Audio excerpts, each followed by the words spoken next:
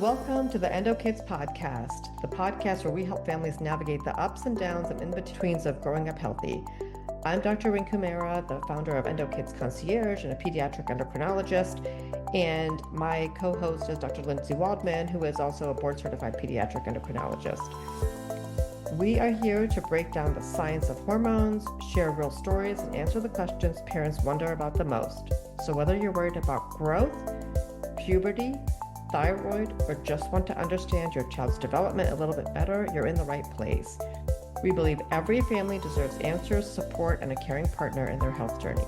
So grab a cup of coffee, get comfortable, and let's tackle this topic together today. Hey everyone, it's Dr. Mehra. Welcome to the Endo Kids Podcast. This is our first episode, and I'm Dr. Mehra, one of your hosts for Endo Kids. And I'm joined by Dr. Waldman here, and we are going to discuss everything about hormones and hormone health. So I will let Dr. Waldman introduce herself too. Hi, Lindsay. How are you? Hi, everyone. My name is Dr. Lindsay Waldman, and like Dr. Mara said, I am a pediatric endocrinologist as well. I'm super excited to talk with Dr. Mara, talk about what we do as pediatric endocrinologists, and be able to answer questions that families and patients may have. Yeah, and a couple of things. We wanted to start this podcast because we wanted to have a bigger reach. So both of us see patients in the clinic, and we talk to our patients all the time about things like growth and puberty and thyroid health. But we did want to start this podcast just to get a bigger reach and have a bigger audience because we've had a lot of questions and a lot of interest about how kids grow up and what the endocrine system is. And we wanted everyone to understand really the basics about endocrinology. First things first, I wanted to just introduce ourselves. So, Dr. Waldman, I'll start with you. So, tell us a little bit about yourself and how your journey started. Sure. So I like to say my journey started when I was a kid or even a teenager reading the back of the cereal box. I was always interested in nutrition and food and how it affects the body. And actually, before I became a pediatric endocrinologist, my journey started in nutrition. I was a nutrition major in college and I went on to be a registered dietitian. I loved thinking about how food interacts with the body, how it all starts with how we nourish our bodies. And from there, I decided I just wanted to learn more and do more. And that's how I decided to go into medicine. While I was learning and enjoying and getting a taste of all the different types of medicine, I decided that pediatric endocrinology was the place for me. I loved working with kids, especially with families. I love helping to prevent diseases before they start. I still love talking about food and how it affects our bodies, and I continue to do that to this day.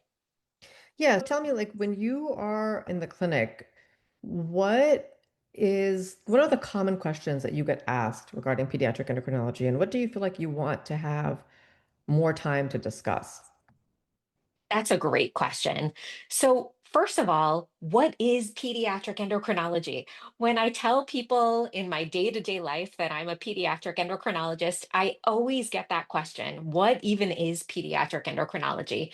And the way that I like to describe it is we deal with hormones that affect the entire body in pediatrics. And sometimes we don't have enough of these hormones, and sometimes we have too much of these hormones. And the way that I like to practice is making sure families and patients understand how these hormones work, what they do, signs and symptoms of too much, too little, ways that we can prevent these things from happening, as well as ways to treat them if they are happening right now. I do think, like you said, spending time with patients and families is really important. I want them to understand why I prescribe what I prescribe or suggest what I suggest.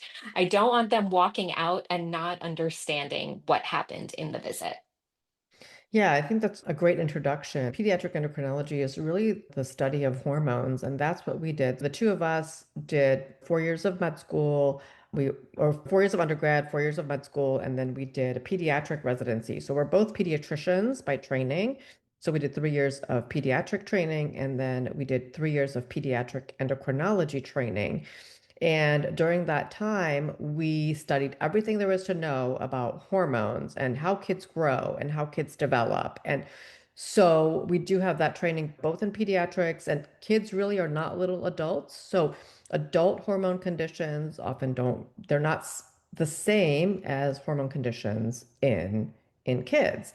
The common thing that I get asked in the clinic all the time is about kids' growth. I think that's one of the most common things that I see in the practice. And so part of our podcast will be deciphering that. What is normal growth for your kids? And how you should look at growth charts and things that are really basic that oftentimes in your pediatrician's office and even in your pediatric endocrinology visit when you go, you may not fully understand and may not have time to discuss that. I think that's what I really enjoy about pediatric endocrinology is really having time to talk to our patients. And kids are generally pretty healthy overall, and we can make a difference in their treatment and help them to grow and be healthy and do everything that they want to do. So that's what I really enjoy about pediatric endocrinology.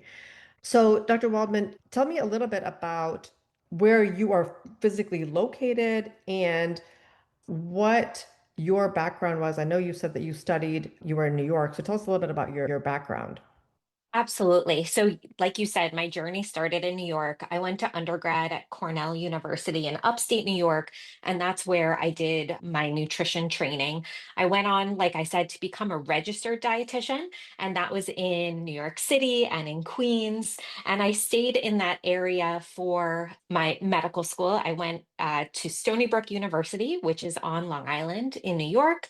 Staying in New York, I did my pediatric residency at Mount Sinai in New York City and stayed there for my pediatric endocrine fellowship. Oh my goodness, that's so many years that I just talked about so quickly. What about you, Dr. Mara? Yeah, so I started after my medical school at UVA. I went to Rush University in Chicago and I did my pediatric residency there. And then I did a pediatric endocrinology fellowship at the University of Iowa. So I was there for 3 years, and a lot of my focus at the University of Iowa was on diabetes, growth, and then obesity. I actually stayed an extra year at the University of Iowa after my 3 years, and I was a fellow associate. And I worked there in developing a research project on obesity and in children and weight management. And so I did several studies there during that year. I actually got a grant to get a machine at that time called the bod pod, which measured body fat in kids. And we did several research studies there just focusing on the best ways to treat obesity. And we looked at everything from hormone levels like ghrelin and leptin to meal timing. So I actually did a study that looked at what was if we feed kids 3 meals versus 6 meals, give them the same amount of calories a day, what happens to their hormone levels?